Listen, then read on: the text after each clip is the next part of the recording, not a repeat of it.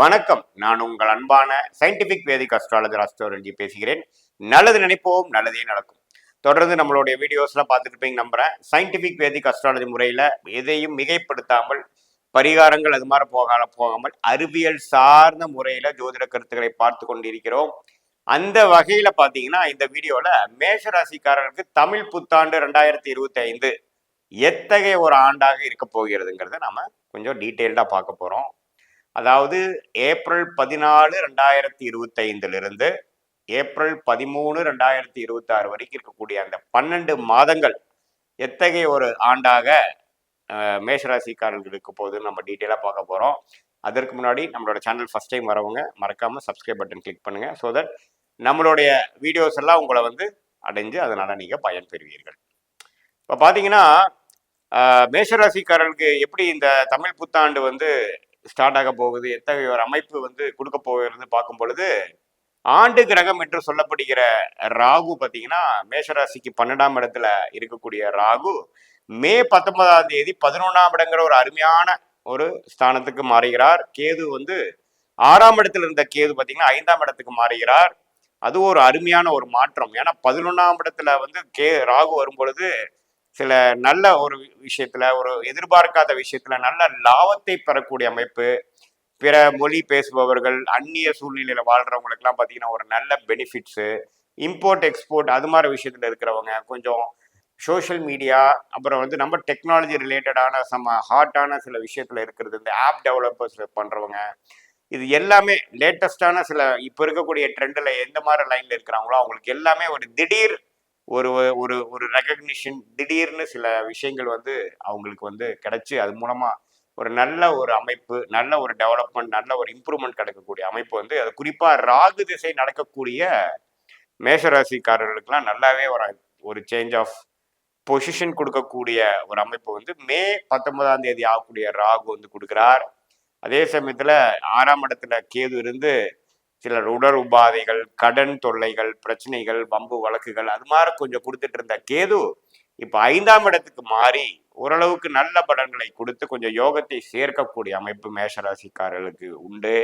குழந்தைகளுக்காக சில இன்வெஸ்ட்மெண்ட் பண்றது, சில அவங்களுடைய படிப்புக்காக, அவங்களுடைய திருமணத்துக்காக, அவங்களுடைய செல்ஃப் டெவலப்மெண்ட்டுக்காக சில மெனக்கெடுதல், அதாவது சில செலவுகள் செய்வது, அதுக்காக சில ஃபோக்கஸ்டா சில எஃபோர்ட்ஸ் எடுக்குதுங்கிற மாதிரி ஒரு அமைப்பு 5ஆம் இடத்தில் இருக்கக்கூடிய கேது மேஷராசிக்காரர்களுக்கு 2025 ஏப்ரல் 14ஆம் தேதிக்கு மேல வரக்கூடிய அந்த புத்தாண்டுல மே 19க்கு மேல இது மாதிரி ஒரு பலனை கொடுக்கக்கூடிய அமைப்பு இருக்குங்க.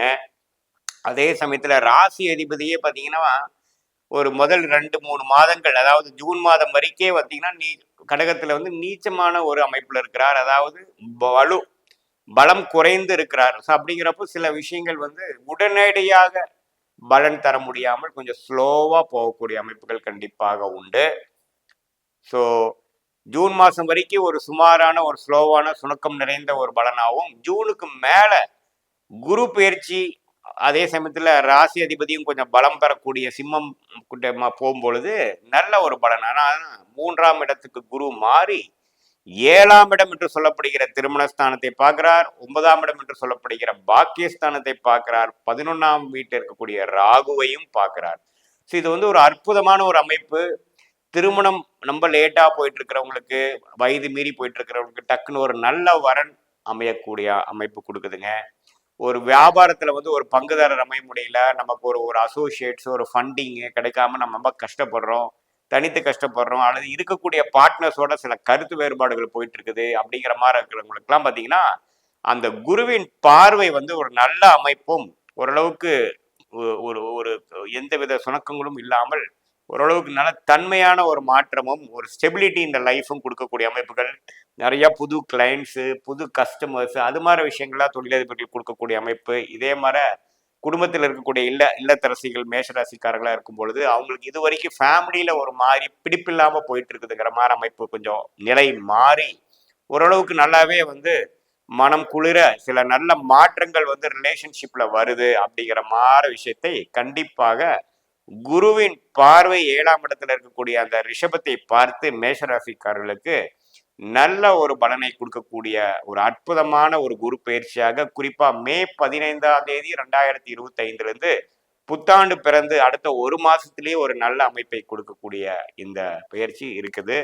அதனால மேஷராசிக்காரர்களுக்கு பார்த்தீங்கன்னா ஒரு அற்புதமான ஒரு நல்ல ஒரு மாற்றத்தை கொடுக்குதுங்க. என்ன 7 நாள் சனி ஸ்டார்ட் ஆயிருச்சு, நமக்கு வந்து இனிமேல் பிரச்சனையா அப்படின்னு பயப்பட வேண்டாம். ஏன்னா 2027 தான் பார்த்தீங்கன்னா உங்களுக்கு ஜென்ம சனி வருதே ஒழிய 25, 26 பெரிய ஒரு ஒரு பிரச்சனைக்குரிய ஒரு அமைப்போ ஒரு சாதகமற்ற அமைப்போ நம்ம சொல்ல முடியாது. என்ன அடுத்த கட்ட நடவடிக்கைக்காக சில செலவுகள் செய்வீர்கள். ஃபார் எக்ஸாம்பிள், குழந்தைகளுக்கு திருமணம் செய்யக்கூடிய டைம், அதுக்கு சுப விரயங்கள் செய்வது, அவங்களுக்கு நகை வாங்குறது, மேரேஜுக்கு வேணுங்கிற எக்ஸ்பென்ஸ் பண்றது, அல்லது ஹையர் ஸ்டடீஸ்க்கு சில எக்ஸ்பென்சஸ் பண்றதுங்கிற மாதிரி பணம் எவ்வளவு தூரம் உங்களுக்கு பணம் வருகிறதோ அதற்கு அல்லது அதற்கு மேல செலவாகக்கூடிய அளவுக்கு விரய சனி வந்து வேலை கொடுக்குமே தவிர வேற ஒன்றும் ஒரு இக்கட்டான ஒரு தர்ம சங்கடமாக ஒரு டெவலப்மெண்ட் ஓரியன்ட் இல்லாத ஒரு அமைப்பு வந்து மேஷராசிக்காரர்களுக்கு ஒரு நியூட்ரலான ஒரு தசாபுக்தி போகிறவங்களுக்கு இந்த கோச்சார் அமைப்பாக 7 நாட் சனி அது விரய சனி கொடுக்குங்கிறது நீங்க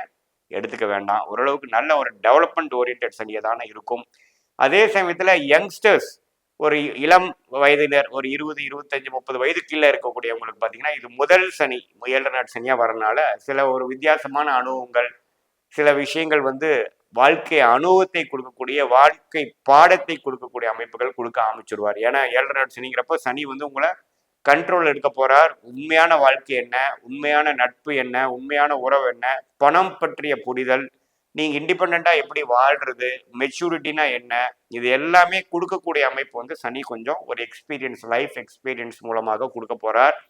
அதுல கொஞ்சம் சில டைம்ஸ்லாம் உங்களுக்கு ஒரு மாதிரியான ஒரு உணர்வும் கொஞ்சம் எமோஷ்னலா ஆகுறதும், என்னடா இந்த அளவுக்கு இப்படி இருக்காங்கிற மாதிரி சில பல சர்ப்ரைசஸாகவும் சில ஒரு மாதிரியான விரக்தியை கொடுக்கக்கூடிய அமைப்பு வரலாம். அது மூலமா நீங்க பாடம் கத்துக்கணுமே ஒழிய நம்ம ஒரு தர்ம சங்கடமான ஒரு அமைப்புல போய் நிறுத்திடுவாருன்னு நம்ம சொல்ல முடியாது. ஸோ எல்லா அமைப்பும் ஓரளவுக்கு நல்லா இருக்கு.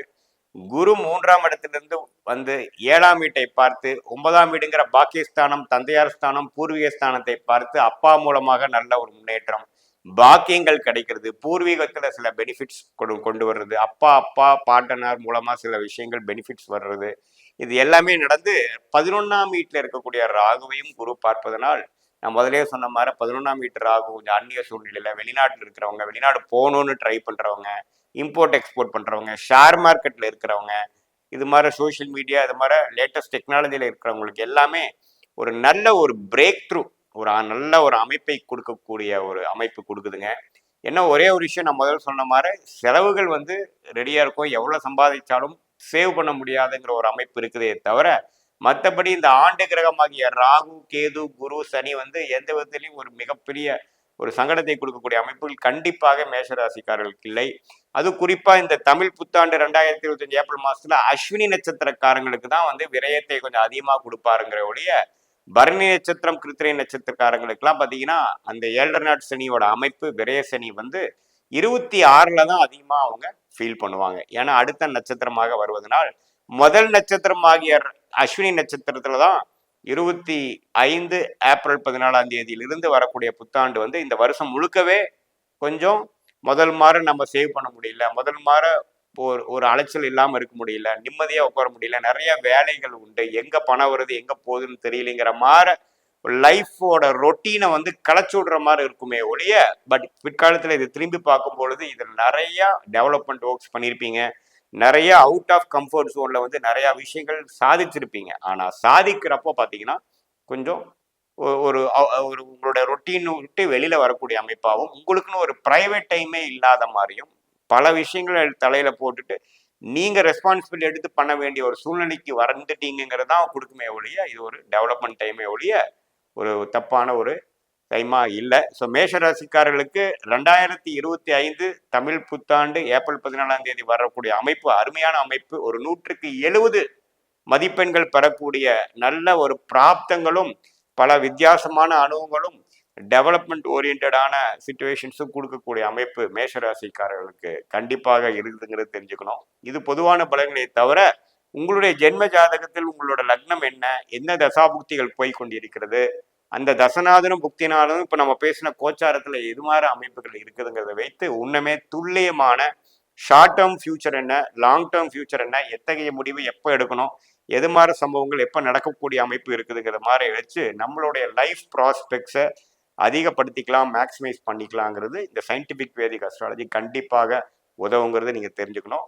மீண்டும் மற்றொரு காணொலியில் சந்திப்போம். நன்றி, வணக்கம்.